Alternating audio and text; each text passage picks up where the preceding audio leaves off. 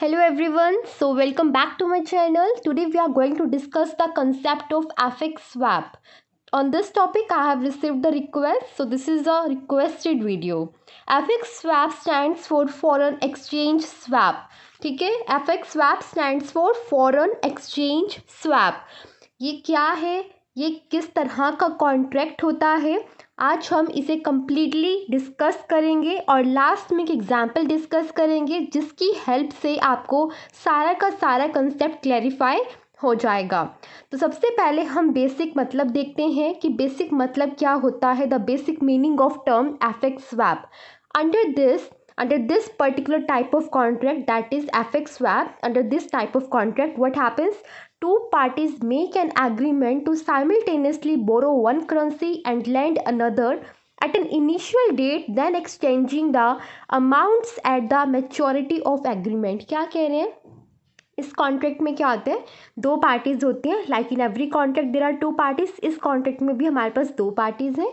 दोनों पार्टीज आपस में एग्रीमेंट करेंगी और एग्रीमेंट किसके रिगार्डिंग होगा कि साइमल्टेनियसली एक पार्टी करेंसी को बोरो करेगी और साथ में ही दूसरी पार्टी को वो लेंड भी करेगी करेंसी, और वो सब कब किया जाएगा, एट एन इनिशियल डेट किया जाएगा.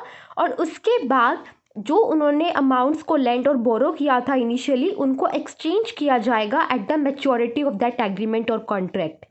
ठीक है, तो सिंपली क्या समझ में आया कि स्वैप का मतलब ही आपको वर्ड से समझ में आ रहा होगा, स्वैपिंग. स्वैपिंग क्या करना होता है, जैसे सपोज कीजिए ए और बी दो पर्सन है. ठीक है, तो ए क्या करेगा, बी को कोई अमाउंट देगा. जब वो ए बी को अमाउंट देगा, दैट मीन्स ए ने लेंड किया है अमाउंट.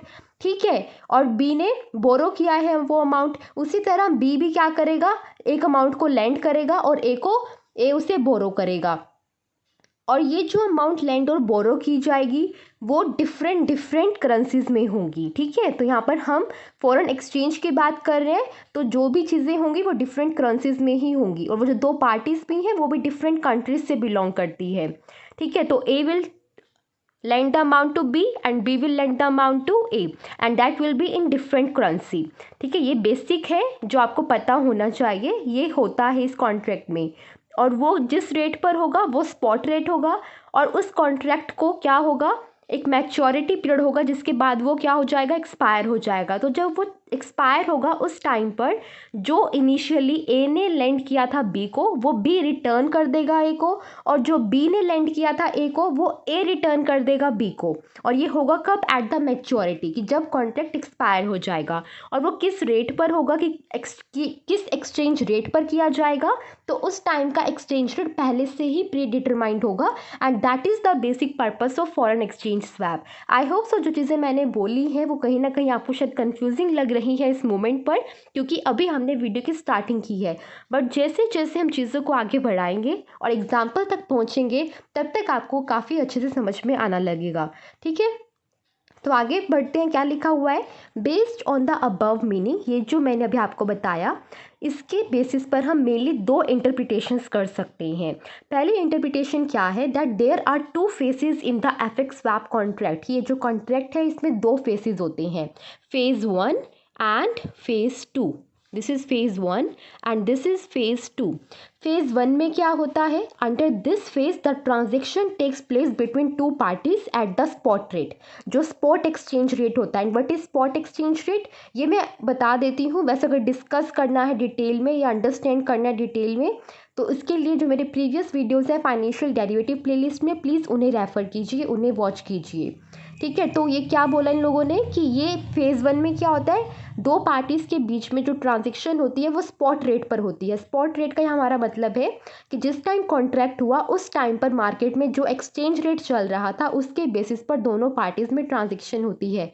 और ट्रांजेक्शन में होता क्या है, both the parties swap the amounts of same value in their respective countries at the time of contract. Suppose कीजिए एक पर्सन यूएस का है और दूसरा पर्सन यूरोप का है. ठीक है, तो दोनों आपस में क्या करेंगे, जब कॉन्ट्रैक्ट करेंगे दोनों आपस में एक सेम अमाउंट को, जो है सेम अमाउंट नहीं होगा, सेम वैल्यू का अमाउंट होगा, अमाउंट ऑफ सेम वैल्यू. क्योंकि जिस चीज़ की, सपोज कीजिए यूएस में अगर $1 की, यूएस का $1 क्या यूरोप के भी 1 यूरो के इक्वल होगा, दैट इज़ नॉट नेसेसरी ना. यूएस का जो $1 है वो कितने यूरोस के इक्वल होगा, ऑब्वियसली वो डिफर करेगा। तो जितनी भी वैल्यू है अपनी रिस्पेक्टिव करेंसीज की, तो उनके बेसिस पर आपस में अमाउंट को स्वैप किया जाएगा। ठीक है, तो पहले इनिशियली ये किया जाएगा at the time of contract. मैं आपको एग्जांपल की हेल्प से बताती हूँ। फॉर एग्जांपल लेट्स से $1 की जो वैल्यू है वो कितनी है, हमारे पास अप्रॉक्स 76 रुपीज़ होता है। तो एक यूएस का पर्सन है और एक इंडियन पर्सन है। ठीक है, इन दोनों ने आपस में क्या करना है, इन द फेज़ 1 ये लोग क्या करेंगे, इनिशियली अमाउंट को स्वैप करेंगे। और अमाउंट कितनी होगी, जो कि सेम वैल्यू की होगी उनकी अपनी अपनी रिस्पेक्टिव करेंसीज में। दैट मीन्स अगर हमारे पास ए पर्सन यूएस से है और बी पर्सन हमारा कहाँ से है, इंडिया से है, तो ए पर्सन बी को कितना अमाउंट लैंड करेगा, ये यूएस का है तो ये लैंड कौन सा करेगा, $1 करेगा। और इंडिया वाला कितना देगा यूएस वाले को, इंडिया वाला यूएस वाले को कितना देगा, ए ने बी को दिया $1। ठीक है, अब बी ने ए को कितना देगा, लैंड और बोरो साइमल्टेनियसली किया जाता है, डेफिनेशन में मैंने आपको बताया था, राइट। तो ए ने बी को दिया, बी ए को कितना देगा, $1 की वैल्यू कितनी है रुपीज़ में, 76। अब ये जो $1 है ये 76 रुपीज़ है। अमाउंट तो सेम नहीं है बट इन दोनों की जो वैल्यू है अपनी अपनी रिस्पेक्टिव करेंसी में वो सेम है।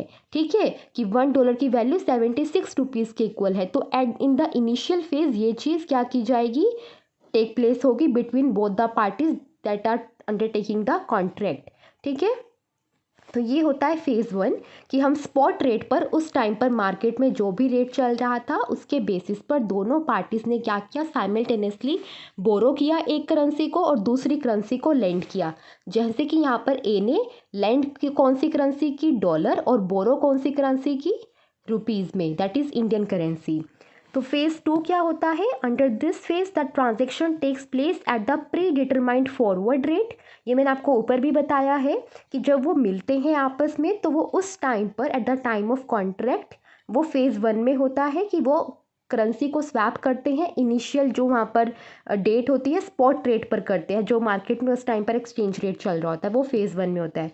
अब फ्यूचर में जब मैच्योरिटी होगी कॉन्ट्रैक्ट की उस टाइम पर क्या किया जाएगा, जो इनिशियली अमाउंट लैंड और बोरो की गई थी उन्हें वापस कर दिया जाएगा, रिटर्न कर दिया जाएगा। तो वो किस रेट पर किया जाएगा, उस टाइम पर जिस रेट पर मनी को एक्सचेंज किया जाएगा, रिटर्न किया जाएगा, वो कौन से रेट पर किया जाएगा, pre determined forward rate. Pre determined forward rate का मतलब है कि कॉन्ट्रैक्ट के टाइम पर ही एक रेट पहले से इस्टेब्लिश कर दिया जाएगा। जब कॉन्ट्रैक्ट हुआ तो इस रेट पर जो है ट्रांजैक्शन हुई थी, फ्यूचर में हमें नहीं पता कि क्या रेट होगा। तो यही रीज़न होता है कि फ्यूचर में जो फ्लक्चुएशन की पॉसिबिलिटीज़ रहती हैं कि कुछ भी हो सकता है एक्सचेंज रेट, उनसे बचने के लिए पार्टीज़ जो है स्वैप कॉन्ट्रैक्ट में एंटर करती है, जहाँ पर वो इनिशियली एक पर्टिकुलर जो स्पॉट रेट होता है उस पर मनी को एक्सचेंज कर लेती हैं और उसके बाद ये एग्री कर लेती हैं कि फ्यूचर में सपोज कीजिए हम पर्टिकुलरली $1 को 77 रुपीज़ में जो एक्सचेंज करेंगे। दैट मीन्स कि नो मैटर फ्यूचर में मार्केट में क्या एक्सचेंज रेट चल रहा होगा, अगर हमारे कॉन्ट्रैक्ट की मैच्योरिटी पीरियड 1 ईयर है तो 1 ईयर के बाद जो मैंने यूएस पर्सन ने इंडिया वाले को $1 दिया था वो क्या करेगा, इंडिया वाला वापस $1 दे देगा और जो हमारे पास इंडिया वाला था उसने वापस दे दिया। और इंडिया जो यूएस वाले को पैसा दिया था इंडिया वाले ने 76 रुपीज़, तो यूएस वाला वापस 76 नहीं 77 रुपीज़ की करेगा, क्योंकि उन्होंने at the time of contract ये चीज़ डिसाइड कर ली थी। तो ये जो रेट है ये प्री डिटरमाइंड फॉरवर्ड रेट है जो कि parties at the time of contract he decide कर लेती हैं। और ये इसलिए डिसाइड करती है ताकि फ्यूचर में जो पॉसिबल फ्लक्चुएशंस है इन द एक्सचेंज रेट उनसे वो खुद को हेज कर सकें। और ये सब किया क्यों जाता है, ये सब तामझाम क्यों किया जा रहा है, वो इसीलिए जो रीज़न रहता है वो क्यों रहता है वो हम सेकंड इंटरप्रिटेशन में समझेंगे। For a FX swap to work the following 2 conditions need to be fulfilled. और वो 2 कंडीशन कौन सी, वो कह रहा है जो एफएक्स स्वैप कॉन्ट्रैक्ट होता है दो पार्टीज के बीच में, ये होता ही क्यों है, या फिर जब ये होता है तो सक्सेसफुल कब हो सकता है, ये कब टेक प्लेस करता है, जब दोनों parties must have a currency, दोनों पार्टीज की अपनी अपनी एक करेंसी होगी। जैसे कि हमारे केस में था एक अलग कंट्री से बिलोंग करता है, उसके पास दूसरी अपनी करेंसी में जो है अमाउंट अवेलेबल है, और दूसरा पर्सन बी पर्सन दूसरी कंट्री से बिलोंग करता है, जैसे कि इंडिया से बिलोंग करता है, और उसके पास अपनी करेंसी में अमाउंट अवेलेबल है, बट दोनों पार्टीज़ को जो नीड है वो दूसरी काउंटर पार्टी की करेंसी की है। ठीक है, ए को ज़रूरत है ए के पास है यूएस में करेंसी, यूएस डॉलर्स हैं उसके पास क्योंकि वो यूएस कंट्री में है, बट उसको ज़रूरत है इंडियन रुपीज़ की, और बी जो पर्सन इंडिया से है उसे जब यूएस डॉलर्स की ज़रूरत होगी उस टाइम पर ये कॉन्ट्रैक्ट टेक प्लेस करेगा। जैसा कि यहाँ 2 कंडीशंस में लिखा है कि दोनों पार्टीज़ की अपनी अपनी एक करेंसी होनी चाहिए, और दोनों पार्टीज़ को नीड होने चाहिए कौन सी करेंसी की, जो काउंटर पार्टी ओन करती है, जो काउंटर पार्टी के पास है। तो इसीलिए इस तरह के कॉन्ट्रैक्ट में जो है एंटर किया जाता है। ठीक है, तो ये है basic purpose of entering into the contract. और ये भी मैंने आपको बता दिया है कि जो ऑब्जेक्टिव रहता है हमारे पास वो क्या रहता है, to avoid the foreign exchange risk by locking in the exchange rate. क्या लॉक इन कर एक्सचेंज रेट को जो हमारा फ्यूचर में एक्सचेंज रेट रहेगा उसको लॉक कर लिया जाता है, और इस तरह से खुद को हेज कर लिया जाता है। अब हम जा रहे हैं अपने एग्जाम्पल की तरफ कि हम एग्जाम्पल की हेल्प से समझने वाले हैं इस इंटायर प्रोसेस को। ठीक है, तो एग्जाम्पल प्लीज़ अच्छे से समझना। अगर किसी को अभी तक भी कुछ भी समझ में नहीं आया है तो मैं ये होप करती हूँ इस एग्जाम्पल की बात तो आ ही जाएगा। वैसे ऐसा होना तो नहीं चाहिए कि आपको अभी तक कुछ भी समझ में नहीं आया है। ठीक है, ध्यान से देखोगे और दोबारा देखोगे तो चीज़ें ज़रूर क्लियर होंगी। एक एक वर्ड को ध्यान से सुनो। ठीक है, एग्जाम्पल है हमारे पास। एग्जाम्पल में क्या है, there are two parties, party A and party B, and they both belongs to different countries. जैसे कि मैंने आपको पहले भी बताया था, शॉर्ट वे में एग्जाम्पल मैं आपको डिस्क्राइब कर चुकी हूँ। अब हम थोड़ा इलेबोरेट कर देख रहे हैं कि 2 पार्टी है, पार्टी ए है और पार्टी बी है, दोनों डिफरेंट कंट्री से बिलोंग करती है।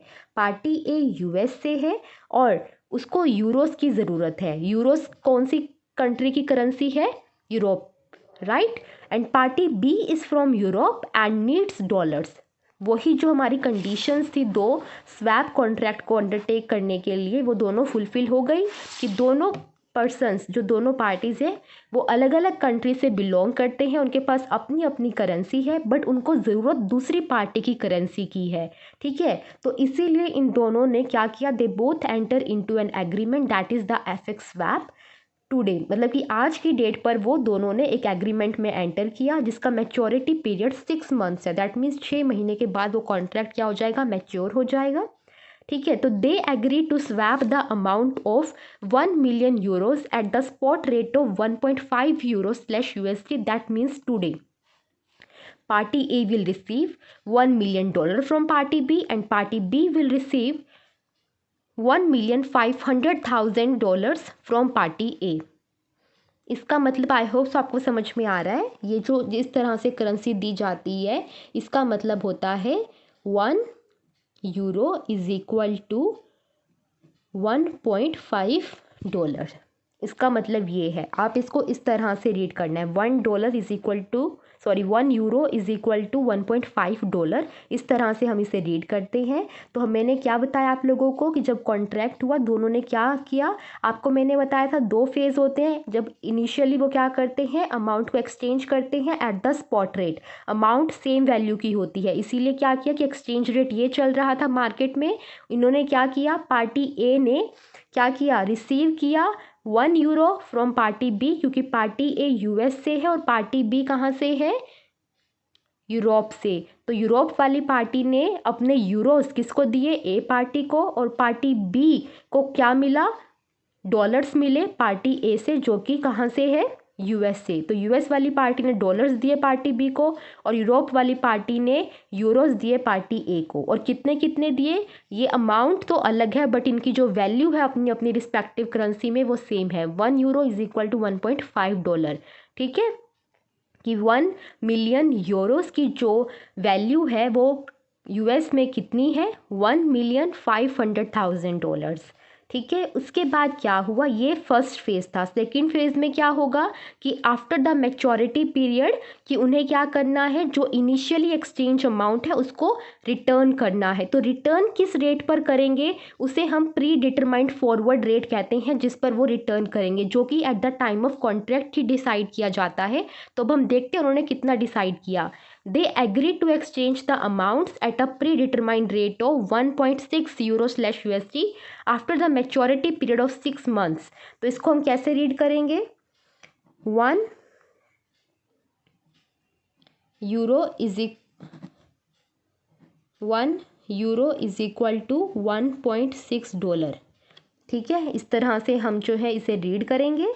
तो इसका मतलब क्या हुआ कि 1 यूरो की वैल्यू जो है उन्होंने ये प्रिडिक्ट किया है फ्यूचर में कितनी हो जाएगी, $1.6 हो जाएगी। और इसीलिए हम इस रेट पर जो है अमाउंट को एक्सचेंज करेंगे। दैट मीन्स अब जिस पार्टी को मिली थी वो पार्टी उसको रिटर्न कर देगी जिस पार्टी से मिली थी उसको। जैसे पार्टी ए को 1 मिलियन यूरोज़ मिले थे, तो पार्टी ए जो है पार्टी बी को रिटर्न कर देगी 1 मिलियन यूरोज़, क्योंकि हम 1 मिलियन यूरोज़ के बदले $1.6 दे रहे हैं। और जबकि जिस पार्टी को डॉलर्स रिसीव हुए थे वो पार्टी $1,500,000 नहीं देगी, क्योंकि उसकी वैल्यू अब 1.6 हो चुकी है डॉलर की 1 यूरो के बदले। इसीलिए अब 1,600,000 जो डॉलर्स हैं वो रिटर्न करेगी पार्टी बी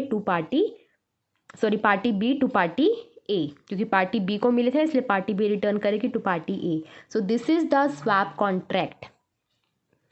और इसका जो मोटिव है वो यही है कि किसी पर्सन को काउंटर पार्टी के करेंसी की ज़रूरत है और उसके अपनी कंट्री में तो ऑब्वियसली वो अवेलेबल नहीं है, अदरवाइज़ उसे बोरो करना पड़ेगा। और बोरो करता है तो फ्यूचर में क्या एक्सचेंज रेट चल रहा होगा उस रेट पर ही वापस करनी पड़ेगी। तो वो इन सब चक्रों में अगर नहीं पड़ना चाहता, इन सबको अवॉइड करना चाहता है और ख़ुद को जो है मतलब बिल्कुल रिस्क फ्री रखना चाहता है, पहले से ही सब कुछ डिसाइड कर रखना चाहता है, रिस्क में इन्वॉल्व नहीं करना चाहता खुद को, तो उस टाइम पर पार्टीज इस तरह के कॉन्ट्रैक्ट में टेक प्लेस करती हैं। आपको पता है जो डेरिवेटिव कॉन्ट्रैक्ट्स हैं उनका जो मेजर मोटिव होता है वो खुद को हेज करना ही होता है। और यहाँ पर भी यही किया जा रहा है कि पहले ज़रूरत थी तो मनी आपस में ले ली और दे दी, और जब इन फ्यूचर उसकी ज़रूरत ख़त्म हो जाती है तो अपनी अपनी कंट्री की करेंसी वापस लेने के लिए वो लोग क्या करते हैं, जो उस टाइम पर एक्सचेंज रेट चल रहा होता है उस पर नहीं एक्सचेंज करते हैं, बल्कि at the time of contract उन्होंने जो एक्सचेंज रेट पहले से डिसाइड किया था, जैसे कि इस केस में 1.6 था कि 1 यूरो इज़ इक्वल टू $1.6, उसको उस रेट पर जो है वो लोग एक्सचेंज करते हैं। और ये रेट हमारा प्री डिटरमाइंड फॉरवर्ड रेट कहलाया जाता है। और ये रेट है जो उन दोनों पार्टीज़ को जो है फ्यूचर के जो फॉरेन एक्सचेंज रिस्क है उससे हेज करता है। ठीक है, तो ये है इस कॉन्ट्रैक्ट का बेसिक सारा का सारा फंडामेंटल कॉन्सेप्ट। अगर आपको समझ में आया है तो प्लीज़ वीडियो को लाइक कर देना, मुझे कमेंट कर बता देना कि क्लियर हुआ है, थोड़ा सा भी क्लियर हुआ है तो प्लीज़ बताना। ये कॉन्सेप्ट्स जो हैं गाइस बहुत डिटेल हैं, ठीक है। यहाँ पर मतलब कि चीज़ों को सिर्फ 1 या 2 लाइन में पढ़कर हमें समझ में नहीं आता है, बहुत डिटेल्ड कॉन्सेप्ट्स होते हैं जिन पर हमें स्टडी करनी होती है। तो मैं अपनी तरफ से बेस्ट ट्राई कर रही हूँ कि आपको ये कंसेप्ट्स जो मैं इजी से इजी लैंग्वेज में पढ़ाकर जो है आपके क्लियर कर पाऊँ। स्टिल कोई डाउट रहता है तो मुझे कमेंट कर पूछा करो, ठीक है। उससे मेरी लर्निंग भी इंक्रीज़ होगी और आप लोगों की तो होगी ही होगी, ठीक है। सो अगर अच्छा लगा है तो प्लीज़ लाइक करना, वीडियो को शेयर करना फ्रेंड्स के साथ। अगर चैनल पर नए आए हैं अब तक सब्सक्राइब नहीं किया है तो सब्सक्राइब कर ही जाना, ठीक है। So thank you very much for watching this video. Bye bye.